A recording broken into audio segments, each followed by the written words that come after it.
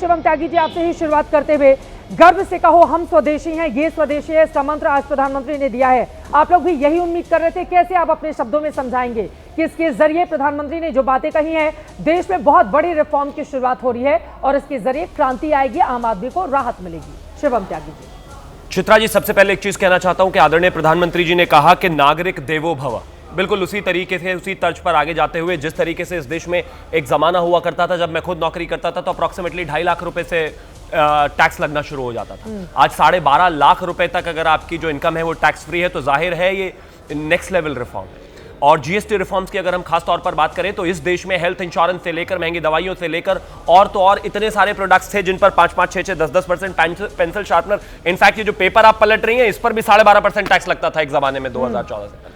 तो ये हालत से लेकर आज हम इन चीजों को जीरो टैक्स स्लैब में लेकर आए हैं और ये इस देश के लिए अपने आप में कितनी बड़ी राहत है, इतनी बड़ी चीज है जिसको एक जमाने में गब्बर सिंह टैक्स कहा जाता था कांग्रेस के नेताओं द्वारा, राहुल गांधी द्वारा। हाँ, जब इसको हटाया गया उसके बाद उन्होंने श्रेय लिया। हाँ, लेकिन तब तक वो कहते रहे राहुल गांधी गब्बर सिंह टैक्स, वही वो गब्बर सिंह टैक्स कहते थे और इस तरह की बातें कहते थे। और उनकी एक वीडियो भी वायरल है जिसमें वो कहते पाए गए हैं कि 18% टैक्स एक स्लैब होना चाहिए। मतलब इस देश में जो 0% से 0 से 5% तक 99% चीजें हैं, उन चीजों को भी वो चाहते थे कि 18% स्लैब। एक ही चीज कहना चाहूंगा, इस देश में पिछले 75 सालों में विजनरी लीडरशिप क्या होती है आदरणीय प्रधानमंत्री जी ने दिखाया है। और बड़ी कंपनीज हो, छोटी कंपनीज हो और कोई भी प्रोडक्ट हो, किसी भी स्तर पर हो, उसको कैसे मैनेज किया जा सकता है और कैसे उसके साथ टैक्स कलेक्शंस भी बेहतर की जा सकती हैं और व्यक्तियों को ये सर्विस टैक्स, इसके अलावा सेस और तमाम तरह की चीजों से मुक्ति कैसे दिलाई जा सकती है, ये देखने वाला। अब आम आदमी के जहन में ये सवाल है कि भाई हमको क्या फायदा होगा। प्रधानमंत्री ने 19 मिनट का ये जो लंबा चौड़ा संबोधन दिया है उसके जरिए क्या राहत उनको मिल रही है, तो हम आपको दिखा रहे हैं 28 से 18% और 12 से 5% ये जो टैक्स स्लैब में बदलाव हुए हैं उससे आपकी जेब में कितनी बचत होने जा रही है। जयंत जिज्ञासु जी, आरजेडी के प्रवक्ता हैं, सीधे आपके पास आते हुए। जयंत जिज्ञासु जी, जीएसटी बचत से अब बचत उत्सव की शुरुआत हो गई है। प्रधानमंत्री नरेंद्र मोदी की ओर से ये बातें कही गई हैं। जयंत जिज्ञासु जी, एक बहुत बड़ा कदम जो भारत सरकार ने उठाया है।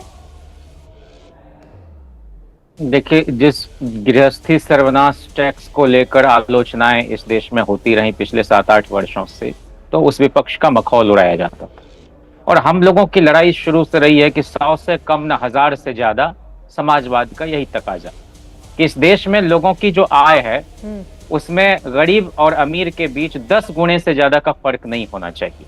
जब तक हम मजदूरों, किसानों, बुनकरों, महिलाओं की क्रय शक्ति नहीं बढ़ाएंगे तो हम इस देश की अर्थव्यवस्था को भी ठीक नहीं कर सकेंगे।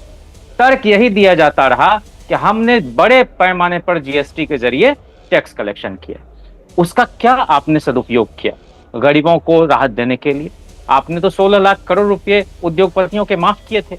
और अभी जिस राहत की बात कर रहे हैं, हम सब लोग, आप भी विश्वविद्यालय से निकली हैं, जो पढ़ने लिखने की बात है उसमें जो किताबों की छपाई में इस्तेमाल होने वाले कागज हैं उस पर जीएसटी बढ़ा के 18% कर दिया गया है। यानी जो नई खेप आएगी किताब की, पुस्तकों की दुकान पर, उसमें विद्यालयों, महाविद्यालयों, विश्वविद्यालयों और प्रतियोगी परीक्षाओं की तैयारी करने वाले लोगों पर आफत आने वाली है। किताबों के दाम में बड़े पैमाने पर बढ़ोतरी होने वाली है। तो न पढ़ेगा इंडिया न बढ़ेगा इंडिया। ये बुद्धि विरोधी लोग इस सरकार को चला रहे हैं।